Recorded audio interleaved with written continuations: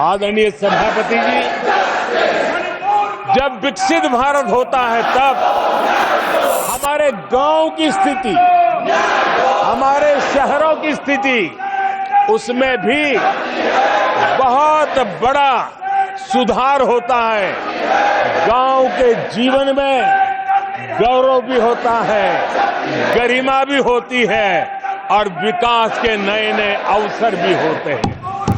हमारे शहरों का विकास भी एक अवसर के रूप में विकसित भारत में उभरता है, तब दुनिया की विकास यात्रा में भारत के शहर भी बराबरी करेंगे, ये हमारा सपना है।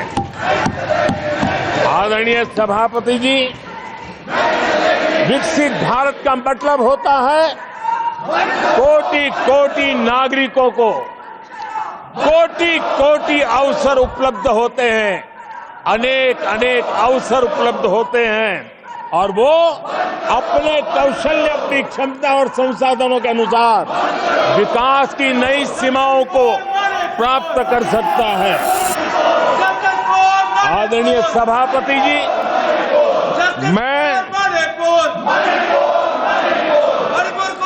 आदरणीय सभापति जी,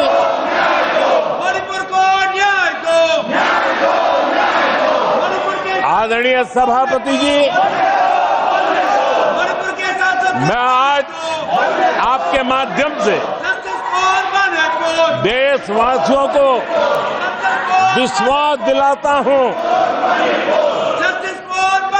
मैं देशवासियों को विश्वास दिलाता हूं कि विकसित भारत के जिस संकल्प को लेकर के हम चले हैं, उस संकल्प की पूर्ति के लिए हम भरसक प्रयास करेंगे, पूरी निष्ठा से करेंगे, पूरी ईमानदारी से करेंगे और हमारा समय का पल पल और हमारे शरीर का कण कण हम देशवासियों को विकसित भारत के सपने को पूरा करने के लगाएंगे।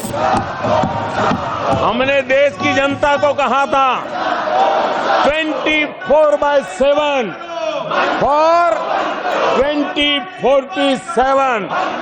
आज मैं इस सदन में ये दोहराता हूं कि हम उस काम को अवश्य पूरा करेंगे। आदरणीय सभापति जी, 2014 के उन दिनों को याद कीजिए, उन 2014 के उन दिनों को याद करेंगे तो हमारे ध्यान में आएगा कि हमारे देश के लोगों ने उनका आत्मविश्वास खो चुका था, देश निराशा की गर्त में डूब चुका था। ऐसे समय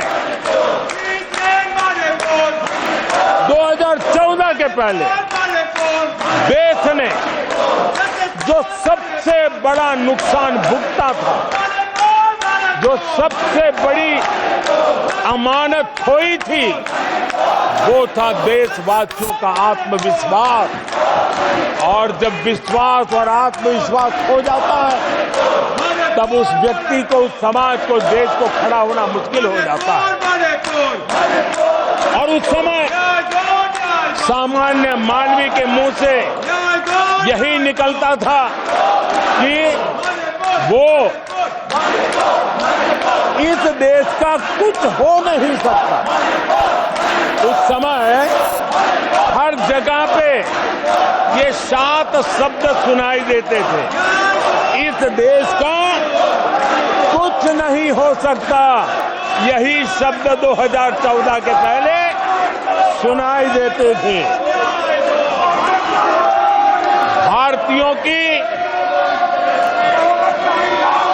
हताशा के इन 7 शब्द एक प्रकार से पहचान बन गए थे। उस समय आए दिन अखबार खोलते थे तो घोटालों की खबरें ही पढ़ने को मिलती थी और सैकड़ों करोड़ के घोटाले, रोज नए घोटाले, घोटालों से स्पर्धा, ये घोटालेबाज लोगों के घोटाले, इसी का एक कालखंड था।